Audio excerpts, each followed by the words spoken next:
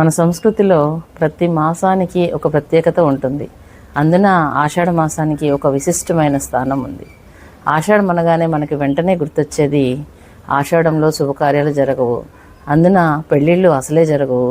ముఖ్యంగా కొత్తగా పెళ్ళైన జంటలను వేరువేరుగా ఒకరికొకరు దూరంగా ఉంచుతారు, అంతే కదా. ఆషాఢ మాసం రాగానే కొత్తగా పెళ్ళైన అమ్మాయిని పుట్టింటికి తీసుకువస్తారు. అల్లుడు మాత్రం అత్తగారింటికి రాకూడదు, వారిద్దరూ కలుసుకోకూడదు, భార్యాభర్తలు దూరంగా ఉండాలి. ఎందుకో తెలుసా? ఆషాఢ మాసంలో గర్భం దాల్చితే మార్చ్ ఏప్రిల్ మాసాల్లో డెలివరీ అవుతుంది. ఎండల తీవ్రత వల్ల అప్పుడే పుట్టిన పాపాయిలు బాలింతలు అనారోగ్యానికి గురయ్యే ప్రమాదం ఉంది. పూర్వకాలంలో ఇప్పటిలాగా ఇన్నిన్ని ఆసుపత్రులు, ఫ్యాన్లు, కూలర్లు, ఏసీలు లేవు, ఇన్ని సౌకర్యాలు ఉండేవి కావు. అందువల్ల పూర్వీకులు చాలా సైంటిఫిక్గా ఆలోచించి రాబోయే తరాల ఆరోగ్యం కోసము ఈ ఒక్క నెల భార్యాభర్తలని దూరం పెట్టాలనే నియమం పెట్టారు. అంతేకాదు, ఆషాఢ మాసం అంటే వర్షాకాలం ప్రారంభం. రైతులు పొలం పనుల్లో చాలా బిజీగా ఉండే రోజులు, పంటల సాగు కాలం.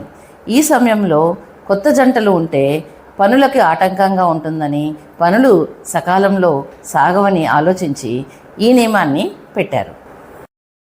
ఆషాఢంలో గోరింటాకు అంటే కేవలం అలంకారం మాత్రమే కాదు. ఆషాఢం అంటేనే వానల కాలం. ఆషాఢంలో వర్షాకాలం మూలాన తేమ పెరిగి ఇన్ఫెక్షన్లు వచ్చే అవకాశం చాలా ఎక్కువ. ఈ గోరింటాకు ఒక న్యాచురల్ యాంటీ బ్యాక్టీరియల్ కవచంలా పనిచేసి కాళ్లకు చేతులకు వచ్చే చర్మవ్యాధుల నుండి కాపాడుతుంది.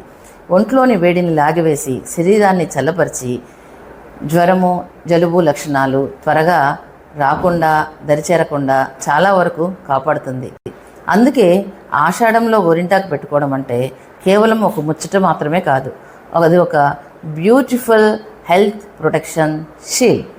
కొన్ని కుటుంబాల్లో గోరింటాకు పెట్టుకోవడాన్ని శుభానికి, మంగళానికి, సౌభాగ్యానికి ప్రతీకగా భావిస్తారు. కొన్ని ప్రాంతాల్లో గోరింటాకు ఎర్రగా పండితే అది లక్ష్మీదేవి కటాక్షంగా భావిస్తారు. కొన్ని ప్రాంతాల్లో గోరింటాకు ఎర్రగా పండితే మంచి భర్త వస్తాడని నమ్ముతారు.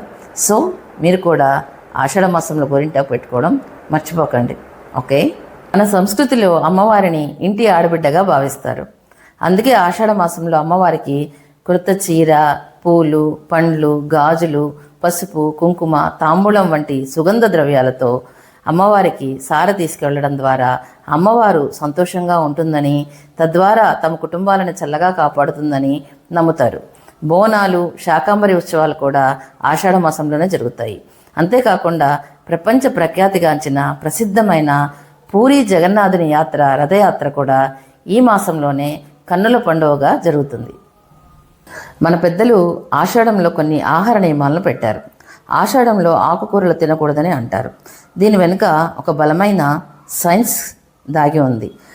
వర్షాకాలంలో ఆకుకూరలలో పురుగులు, కంటికి కనిపించని వైరస్లు దాగి ఉంటాయి. వాటిని తినడం ద్వారా జీర్ణక్రియ దెబ్బతిని అనారోగ్యం సంభవించే అవకాశాలు, డయేరియా వచ్చే అవకాశాలు ఎక్కువగా ఉన్నాయి. అందుకని ఆషాఢంలో ఆకుకూరలు వద్దని అంటారు. ఇక చిట్టచివరిగా నేను చెప్పబోయే అసలు సిస్సులైన సీక్రెట్ ఇదే. ఆషాఢ మాసాన్ని శూన్యమాసం అని కూడా అంటారు. అందుకే ఎక్కువ మంది ఆషాఢాన్ని అశుభంగా భావిస్తారు. కానీ హిందూ ధార్మిక సంప్రదాయం ప్రకారం ఆషాఢ మాసంతో ప్రారంభమయ్యే దక్షిణాయన కాలం దేవతలకు రాత్రికాలంగా చెప్తారు. అందుకే ఆషాఢ మాసం పెళ్ళిళ్ళ వంటి శుభకార్యాలకు కాకుండా భక్తి, జపం, ధ్యానం వంటి ఆధ్యాత్మిక సాధనకు ఎంతో శ్రేష్టమైన కాలంగా చెబుతారు. కాబట్టి ఆషాఢ మాసం అశుభం కాదు, ఆధ్యాత్మికంగా అత్యంత విలువైన మాసం. ఆషాఢ మాసం వెనుక ఉన్న అసలు సిసలైన రహస్యం ఇదే. మరో ఆసక్తికరమైన సమాచారంతో మళ్ళీ కలుద్దాం. అంతవరకు సెలవు.